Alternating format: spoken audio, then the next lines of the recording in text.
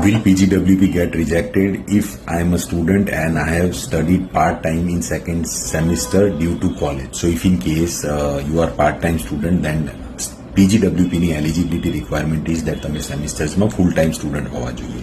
So strong letter of explanation જોઈશે આની અંદર, પ્લસ તમારા કોલેજ પાસેથી એક લેટર જોઈશે. જો કોલેજના લીધે ડિલે થયું છે કે પાર્ટ ટાઈમ થયું છે, then you need a strong letter. But definitely this is something, this is very careful.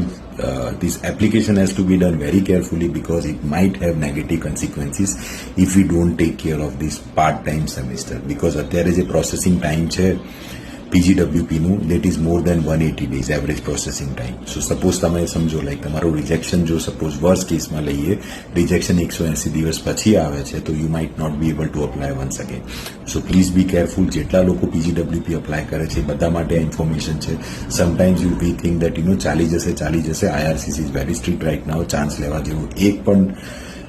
લેવા જેવું એક પણ એવું સિચ્યુએશન ના રાખતા કે જ્યાં એ પ્રોબ્લેમ આવી શકે. ઘણા બધા કેસીસમાં મેં જોયું છે રિજેક્શન્સ આવે છે. It's quite common in PGWP because of one or the other reason, eligibility કન્ટેક્સથી કે લેંગ્વેજ કન્ટેક્સથી, સ્પેશિયલી આજે પાર્ટ ટાઈમ સેમિસ્ટર્સ હોય છે અમુક ટાઈમે. સો એ પણ એક વાઇટલ ફેક્ટર છે. So please make sure that તમારી પાસે પ્રોપર લેટર ઓફ એક્સપ્લેનેશન છે with supporting evidences.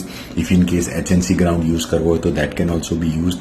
Letter of explanation has to be strong. Affidavit જોઈતો હોય તો એફિડેવિટ પણ લગાવવું પડે. There are lot of things which has to be done if in case you have a tricky case.